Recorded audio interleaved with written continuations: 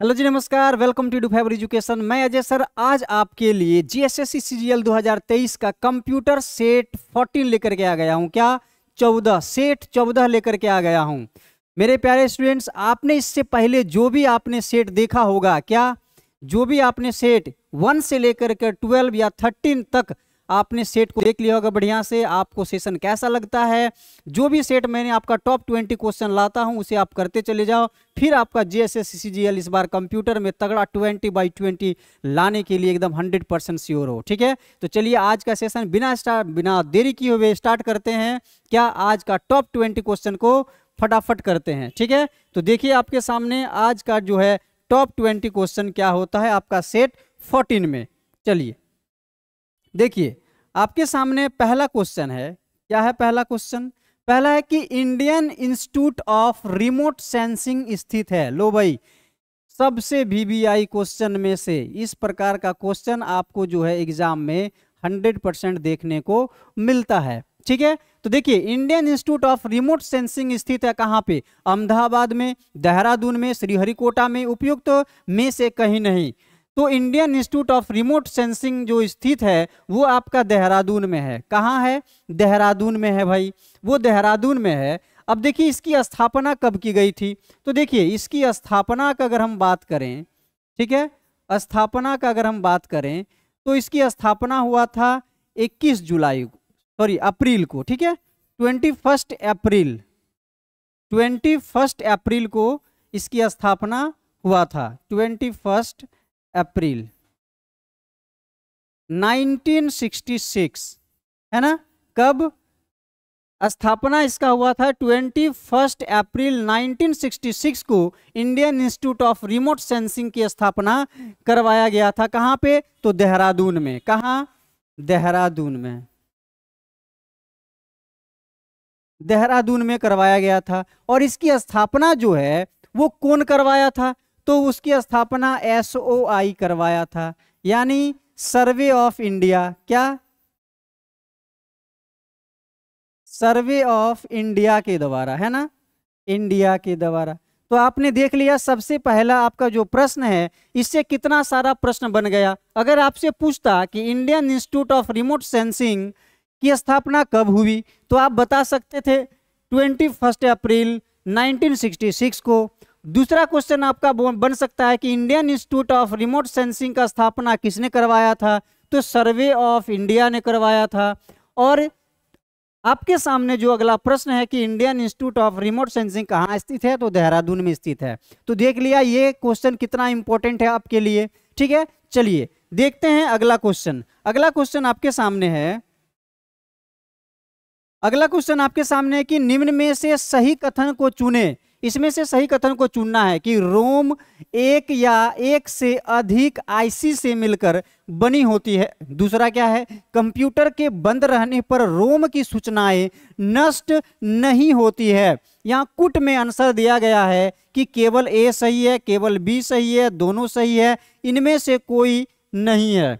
तो देखो यहाँ पर रोम का बात कर रहा है कि रोम जो है एक या एक से अधिक आईसी से मिलकर बनी होती है। भाई ये तो बिल्कुल गलत है। दूसरा क्या है? कंप्यूटर के बंद रहने पर रोम की सूचनाएं नष्ट नहीं होती है, ये बिल्कुल सही है। तो मेरा राइट आंसर क्या हो जाएगा? राइट आंसर हो जाएगा मेरा बी, केवल बी, यानी राइट आंसर हो जाएगा बी, केवल बी सही है। और अगर हम बात करें इस रोम में एक या एक से अधिक रैम यानी एक से आईसी क्या होता है? मिलकर बना होता है। तो ये रैम नहीं बल्कि रोम नहीं बल्कि रैम जो होता है वो एक से अधिक, एक या एक से अधिक आईसी से मिलकर बना रहता है। क्या? आईसी से मिलकर बना रहता है। ठीक है, कौन? रैम। ठीक है, याद रखो ये सब। चलो देखिए नेक्स्ट क्वेश्चन आपके सामने क्या है कि कंप्यूटर में डिस्क कहाँ डाली जाती है। लो भाई, सबसे इजी प्रश्न आपके सामने आ गया है। बताइए जल्दी से फटाफट कमेंट करके कि कंप्यूटर में डिस्क कहाँ डाली जाती है। क्या है? मोडेम में, हार्ड ड्राइव में, सीपीयू में या डिस्क ड्राइव में। तो आपका जो कंप्यूटर में डिस्क जहां पर डालते हो वो आपका हो जाएगा डिस्क ड्राइव। क्या हो जाएगा? डिस्क ड्राइव हो जाएगा। ठीक है, याद रखो जो आपको आता है वो भी आप कमेंट करते बताते चले जाना और अंत में जरूर बताना, जैसे कि आपके पिछले वीडियो में कमेंट करते आया है कि सर मेरा स्कोर 20 बाई इतना या 20 में कितना आया है, सर मेरा स्कोर 17/20, 20/20। इस प्रकार से आप कमेंट जरूर करना। आपके कमेंट से मुझे क्या मोटिवेशन मिलता है, अच्छा लगता है, ताकि मैं बढ़िया से बढ़िया सिलेक्टेड क्वेश्चन आपके सामने ला सकूं कंप्यूटर में। और आपको इस बार सीजीएल में कंप्यूटर में बेटा 20/20 100% दिलाऊंगा मैं। 20/20 याद रख लो, ठीक है। चलो देखो, निम्न में से निमोनिक कोड, क्या निमोनिक कोड जो है का संबंध किस पीढ़ी से है? किस पीढ़ी से है भाई? प्रथम पीढ़ी की भाषा से है, दूसरी पीढ़ी की भाषा से, तीसरी पीढ़ी की, या फिर चतुर्थ पीढ़ी की भाषा से है? तो यहाँ जो निमोनिक कोड का संबंध है वो आपका दूसरी पीढ़ी का भाषा से है, यानी सेकंड जनरेशन का लैंग्वेज जो होगा वो उससे संबंधित है निमोनिक कोड का संबंध, ठीक है। चलिए नेक्स्ट क्वेश्चन देखते हैं। नेक्स्ट क्वेश्चन आपके सामने है, क्या है कि लिनक्स, भाई क्या है लिनक्स, एक क्या है? में भी ऐसा क्वेश्चन लिनक्स से संबंधित आपका सेट 4 या 5 में आपसे पूछा गया था। तो देखिए यहाँ पर लिनक्स क्या है? केमिकल का नाम है, हार्डवेयर का नाम है, ऑपरेटिंग सिस्टम का नाम है, या कंप्यूटर वायरस है? तो लिनक्स जो है वो आपका एक ऑपरेटिंग सिस्टम का नाम है। क्या? एक ऑपरेटिंग सिस्टम का नाम है लिनक्स, ठीक है। चलिए देखिए अगला क्वेश्चन आपके सामने क्या है कि निम्न में से कौन क्वांटम कंप्यूटर का हिस्सा नहीं है? आपसे पूछ रहा है क्वांटम, क्या क्वांटम कंप्यूटर का हिस्सा नहीं है? देखो यहां पर पूछ रहा है नहीं है। तो भौतिकी, लॉजिकल और न्यूमेरिकल्स, नाभिक विज्ञान, इलेक्ट्रॉनिक्स। तो देखिए भौतिकी जो है वो क्वांटम कंप्यूटर का हिस्सा है, नाभिकीय विज्ञान ये भी क्वांटम कंप्यूटर का हिस्सा है, इलेक्ट्रॉनिक्स जो है वो भी क्वांटम कंप्यूटर का हिस्सा है। इसमें एक बच गया है लॉजिकल और न्यूमेरिकल्स, ये कंप्यूटर का, क्वांटम कंप्यूटर का हिस्सा नहीं है। अर्थात राइट आंसर मेरा क्या हो जाएगा? बी हो जाएगा right answer. Right answer B is correct. Logical और न्यूमेरिकल्स जो है वो क्वांटम कंप्यूटर का हिस्सा नहीं है, ठीक है। चलिए बढ़ते हैं नेक्स्ट क्वेश्चन की ओर, देखते हैं नेक्स्ट क्वेश्चन क्या है। नेक्स्ट क्वेश्चन है कि निम्न में से मेट्रोपॉलिटन एरिया यानी MAN, क्या MAN है ना, मेट्रोपॉलिटन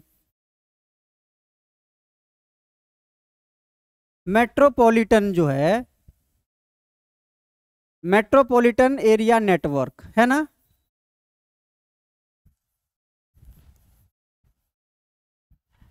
उसी प्रकार से देखिए यहाँ LAN है। भाई मैंने आपको बताया था LAN का फुल फॉर्म क्या था? क्या था? लोकल, क्या याद करो, लोकल एरिया नेटवर्क है ना, नेटवर्क।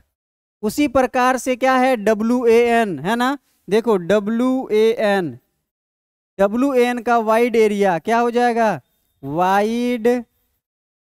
वाइड एरिया नेटवर्क है ना, वाइड एरिया नेटवर्क। तो बता रहा है कि निम्न में से जो MAN से संबंधित सत्य कथन कौन सा है? देखो क्या बता रहा है, बढ़िया से देखो कि MAN जो है वो LAN से बड़े होते हैं या LAN से छोटे होते हैं, WAN से बड़े होते हैं या WAN से छोटे होते हैं।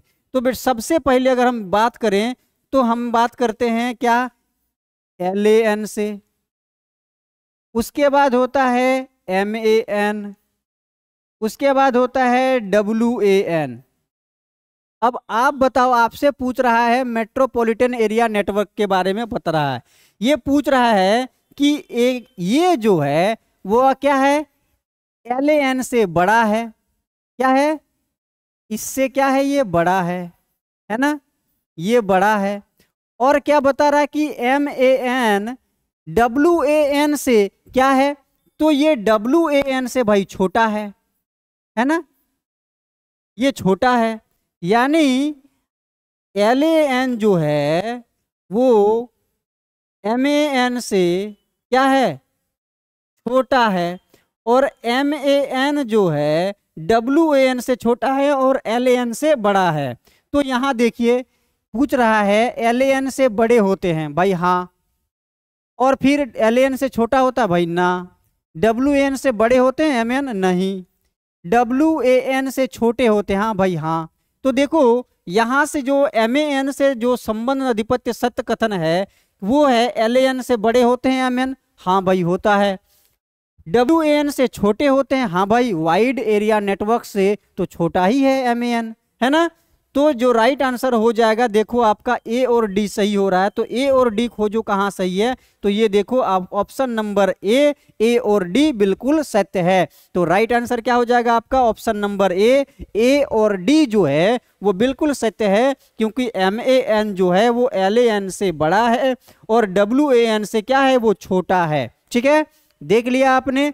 चलिए इतना विस्तार से आपको कोई नहीं बताएगा, मैं जो आपको सेट करवा रहा हूं विस्तार पूर्वक बता रहा हूं। जहां पर जो आवश्यकता पड़ रही है मैंने वहां पर आपको डिटेल में बता रहा हूं, बाकी जो आवश्यकता नहीं उसे पढ़ने की भी आवश्यकता नहीं है। क्यों? क्योंकि आपको इस बार टॉप 20 में हासिल करना है जगह, आपको कंप्यूटर में टॉप 20 लाना है। ठीक है, चलिए अगला देखिए कि बेसिक निम्न में से कौन सी भाषा है। भाई ये जो बेसिक है इसमें से क्या बता रहा है कि कौन सा भाषा है, ये कौन सा लैंग्वेज है ना,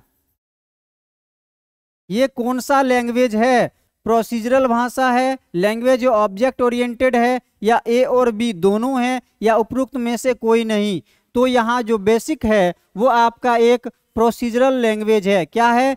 प्रोसीजरल लैंग्वेज है आपका जो बेसिक। ठीक है, तो राइट ऑप्शन हो जाएगा A इज करेक्ट। चलिए देखिए नेक्स्ट क्वेश्चन आपके सामने कि निम्न में से कौन कंप्यूटर पेरिफेरल्स में शामिल है।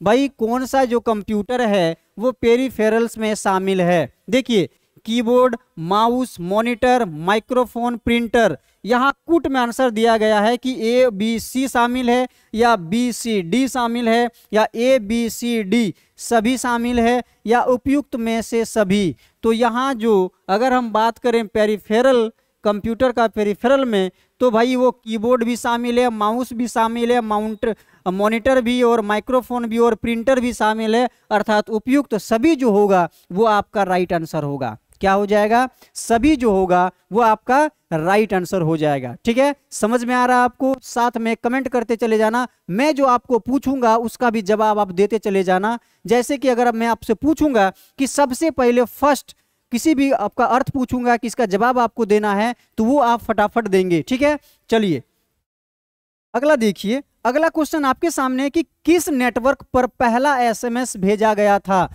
भाई बताओ, जब आप चैट कर रहे थे सबसे पहले मैसेज आपने किसको किया था? हैं, समझ रहे हो बात को? आपने सबसे पहले SMS किसको किया था? कमेंट करके बताना, मजेदार वाली बात है। जल्दी से बताओ किसको? मम्मी पापा को, भाई बहन को, GF को, किसको? कमेंट करके बताओ फटाफट। चलो इससे पहले मैं बता देता हूं आंसर क्या होगा कि किस नेटवर्क पर पहला SMS भेजा गया था। तो सबसे पहले जो पहला SMS होगा वो आपका वोडाफोन में भेजा गया था। किसमें? वोडाफोन में भेजा गया था। आप किसको भेजे थे बताओ जल्दी। चलो देखो अगला क्वेश्चन आपके सामने है कि इंटरनेट मूलतः किस एजेंसी का प्रोजेक्ट था। ये जो इंटरनेट है आपका किस एजेंसी का प्रोजेक्ट था ये? तो ये जो आपका देखो यहाँ पेंटागन, लो भाई, अर्पा, NSP और NSA, ये जो इंटरनेट इंटरनेट जो है किस एजेंसी का प्रोजेक्ट था? क्या हो जाएगा? पेंटागन, अर्पा का, NSP का, या फिर NSA का? तो आपका जो राइट आंसर होगा वो हो जाएगा अर्पा का। ये देखो अब ये ARP का फुल फॉर्म क्या हो जाएगा? भाई A से हो जाएगा एडवांस। क्या हो जाएगा? एडवांस्ड। R से हो जाएगा आपका रिसर्च,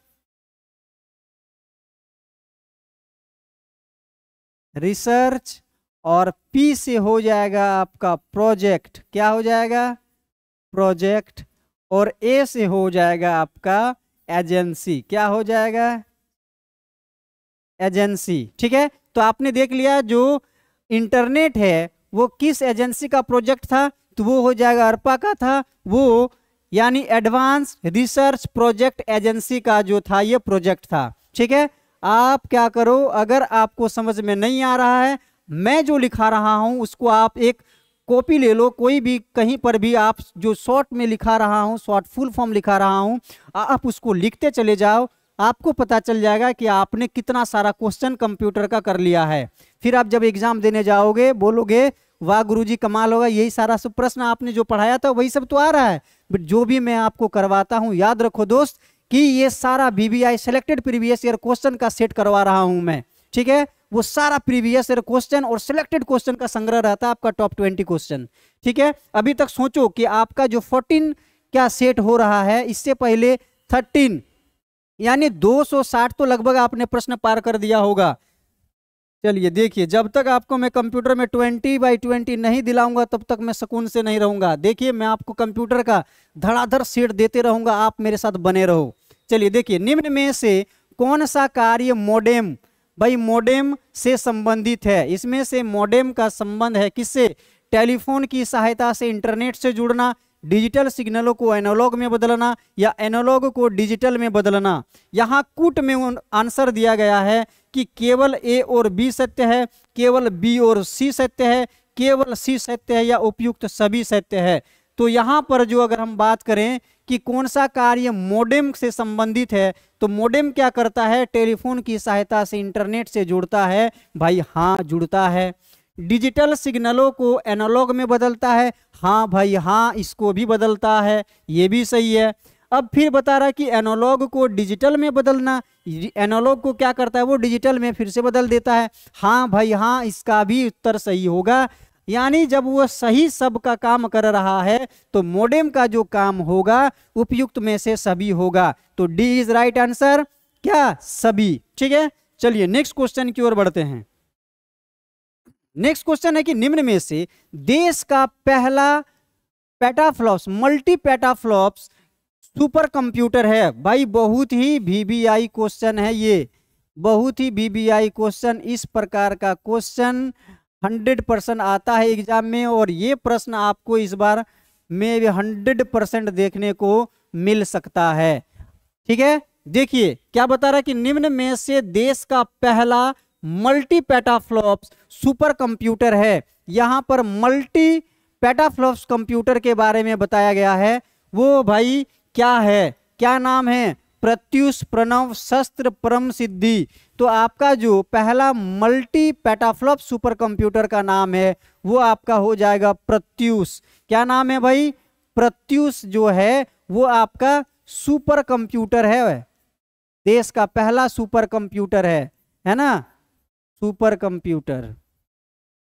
अब देखो, अब जो प्रत्युष का जो स्थापना हुआ था वो हुआ था कब भाई? लो 8 जनवरी को हुआ था।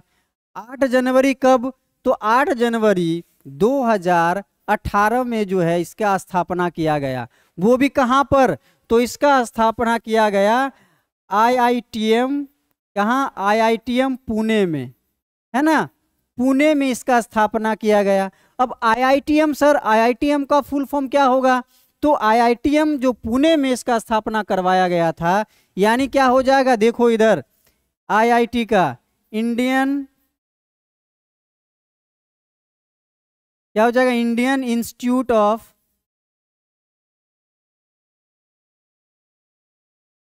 इंडियन इंस्टीट्यूट ऑफ, क्या हो जाएगा? ट्रॉपिकल,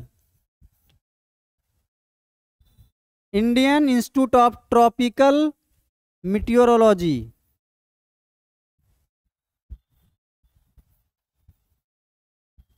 है ना, मीटियोरोलॉजी। यानी आपने देख लिया कि आपका जो सुपर कंप्यूटर है, भारत का देश का पहला सबसे पहले मल्टी पेटाफ्लॉप्स सुपर कंप्यूटर जो है, इसकी स्थापना 8 जनवरी 2018 को किया गया। वो भी कहां पर? IITM पुणे में करवाया गया इसका स्थापना। ठीक है, अब देखो, अब अगर हम बात करें इसका क्षमता के बारे में, क्षमता के बारे में, क्या क्षमता के बारे में अगर हम बात करें तो इसका क्षमता जो है 6.8 मेटाफ्लॉप्स है, क्या पेंटाफ्लॉप्स है। ठीक है, तो आपने देख लिया क्षमता के बारे में, आपको पता चल गया इसका कंप्यूटर, सुपर कंप्यूटर के बारे में। दूसरा जो है इसकी स्थापना कब हुआ? तो 8 जनवरी 2018 को हुआ। कहाँ पर स्थापना हुआ? तो पुणे में हुआ। भाई IITM पुणे में, तो IITM का फुल फॉर्म क्या हो जाएगा? तो Indian institute of tropical metrology, यहाँ पर इसकी स्थापना करवाया गया है। कहाँ पर? पुणे में करवाया गया है। तो आपने देख लिया कि किस प्रकार से एक ही क्वेश्चन को कितने टाइप से पूछा जा सकता है आपसे। अगर मैं बात करूं कि देश का पहला मल्टी पेटाफ्लॉप्स का सुपर कंप्यूटर का स्थापना कब हुआ, यह प्रश्न आ सकता है। कहां हुआ, यह प्रश्न हो सकता है। तीसरा प्रश्न कि देश का पहला मल्टी पेटाफ्लॉप सुपर कंप्यूटर का नाम क्या है। चौथा प्रश्न हो गया। छठा प्रश्न हो जाएगा कि इसकी क्षमता क्या है, ये हो गया। तो आपने देख लिया कि आपका जो है एक ही प्रश्न से कितना सारा बना। आप क्या करो, फटाफट इसको नोट करते चले जाओ। अगर आपको पता है तो आप इनका शॉर्ट नोट करते चले जाओ और अंत में कमेंट जरूर करना कि आपका स्कोर कितना आया है। क्यों? क्योंकि मैं जो पढ़ा रहा हूं एक बार क्या करूंगा, सबसे एंड में कम से कम 200 क्वेश्चनों का जो मैं पढ़ा रहा हूं उसका संग्रह लाऊंगा और उसमें आप अंतिम बार बताना कि आपका स्कोर क्या रहा है। ठीक है, चलिए बढ़ते हैं नेक्स्ट क्वेश्चन की ओर।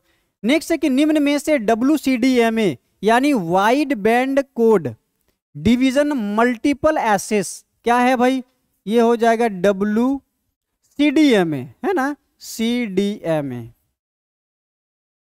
ठीक है, और फिर होता है CDMA, यानी सबसे पहले तो यही था, उसके बाद सेकंड में ये आया, है ना। तो पूछ रहा है आपसे कि निम्न में से WCDMA यानी wide band code division multiple access जो है उस तकनीक का उपयोग भाई मोबाइल जनरेशन में होता था। किस जनरेशन में होता था? किस जनरेशन में? 2G में, 3G में, 4G में या फिर 5G में? ठीक है, 5G में। बताइए, second generation, third generation, fourth generation या फिफ्थ जनरेशन में इसका उपयोग होता है। तो आपका जो WCDMA है wide band code division multiple access जो है वो आपका 3G में है। किसमें? किस मोबाइल जनरेशन में होता था या होता है? तो 3G में होता है। किसमें? 3G में होता है। वही अगर हम CDMA का बात करें तो CDMA जो होगा वो आपका 2G में होगा, यानी सेकेंड जनरेशन में हो जाएगा आपका CDMA। ठीक है, चलिए नेक्स्ट क्वेश्चन की ओर बढ़ते हैं। नेक्स्ट क्वेश्चन आपके सामने क्या होगा देखते हैं। देखिए, हार्ड डिस्क एवं डिस्केट है भाई, क्या है वो? माइक्रो कंप्यूटर्स के साथ एक बहुत कम प्रयोग की जाती है, या सिक्वेंशियल एक्सेस स्टोरेज डिवाइसेस है, या डायरेक्ट एक्सेस स्टोरेज डिवाइस है, या इनमें से कोई नहीं। तो यहाँ जो आपका हार्ड डिस्क एवं डिस्केट है वो आपका है डायरेक्ट एक्सेस स्टोरेज डिवाइस है। क्या है? डायरेक्ट एक्सेस स्टोरेज डिवाइस है। ठीक है, चलिए देख लिया आपने, कितना इजी प्रश्न है आपके सामने। देखिए अगला है कि वेब पेज कौन सी भाषा में बनाया जाता है। ये जो आपका वेब पेज है वो कौन सी भाषा में बनाया जाता है, जल्दी से बताइए कमेंट करके। मैंने आपको पहले बताया था C++, HTML, विजुअल बेसिस या HTML पर या विजुअल बेसिस पर बनाया जाता है। तो आपका जो वेब पेज है वो कौन सी भाषा में बनाया जाता है? तो आपका जो राइट आंसर होगा वो हो जाएगा C। कौन सी भाषा में? Visual basic HTML। देखो क्या है, विजुअल बेसिक, या फिर है क्या HTML। क्या है? HTML। HTML का फुल फॉर्म क्या होगा? कमेंट करके बताओ फटाफट, मैंने आपको बताया हुआ है। चलो फिर भी मैं बता देता हूं, क्या हो जाएगा? क्या हो जाएगा? हाइपर। क्या हो जाएगा? हाइपर टेक्स्ट, है ना, हाइपर टेक्स्ट मार्कअप लैंग्वेज। क्या हो जाएगा? मार्कअप लैंग्वेज, है ना।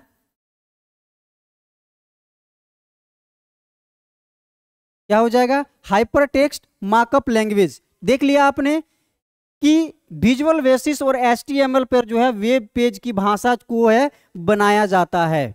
चलिए नेक्स्ट देखिए। नेक्स्ट क्वेश्चन आपके सामने कि DBMS का क्या कार्य है। इससे पहले मैं DBMS का कार्य को बताऊं, आप कमेंट करके फटाफट बता दो कि DBMS का फुल फॉर्म क्या होता है। क्यों? क्योंकि मैंने आपको DBMS का फुल फॉर्म बताया हुआ है। ठीक है, देखो DBMS का कार्य क्या है? रिडंडेंसी को घटाना या फिर रिडंडेंसी को क्या उत्पन्न करना है, या फिर उपरोक्त दोनों, या क्या यूजर से डाटा को छिपाना। भाई ये जो DBMS है यानी क्या हो जाएगा? Data based management system. है ना,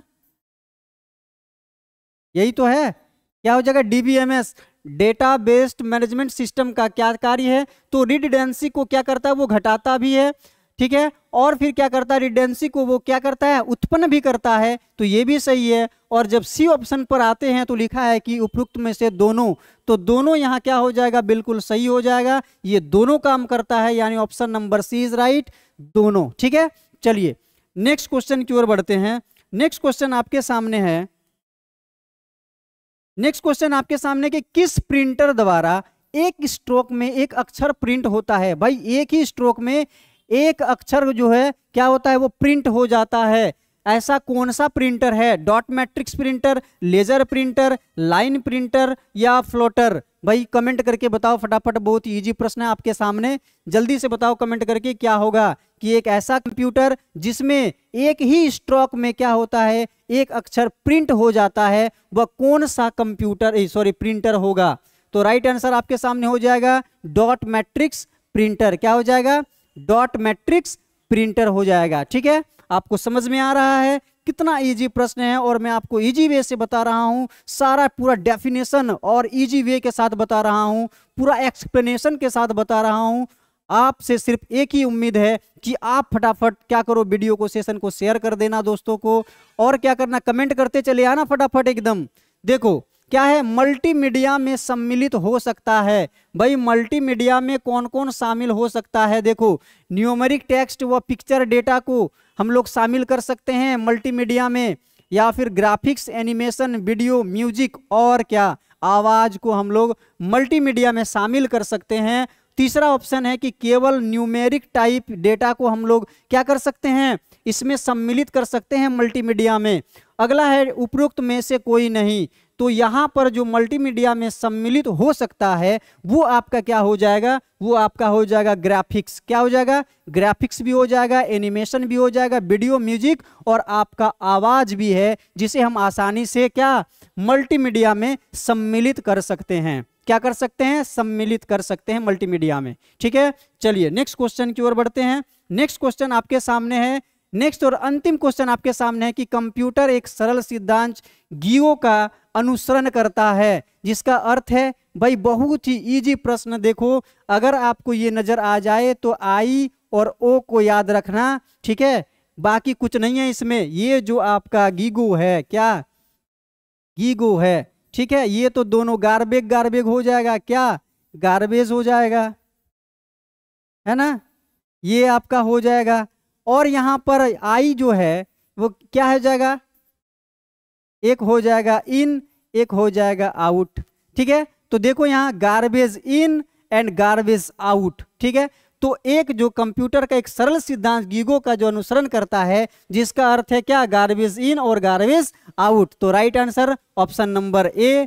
क्लियर, आपको समझ में आ गया। चलिए देखिए अभी तक आपने जो भी वीडियो मेरा देखा होगा, जो भी आपने यहाँ तक जो भी सेट करा होगा, आपको पता चल गया होगा कि आपका स्कोर कितना है, आपको कैसा लगता है क्लास। तो सबसे पहले क्या करो, हमारे वीडियो को लाइक कर दो, साथ में कमेंट तो आप करते ही चले जाते हो, शेयर दोस्तों को कर दो ताकि उनका भी कल्याण हो जाए, और सब्सक्राइब तो आप बिना बोले कर ही देते हो, लेकिन फिर भी कहूँगा कि आप एक बार हमारे चैनल को सब्सक्राइब जरूर कीजिए, ठीक है। चलिए मिलते हैं नेक्स्ट क्लास में, और हाँ अंत में जरूर बताइए कमेंट करके आज का आपका स्कोर क्या रहा है। मिलते हैं नेक्स्ट क्लास में, आज का सेशन समाप्त करते हैं। जय हिंद, जय भारत, धन्यवाद।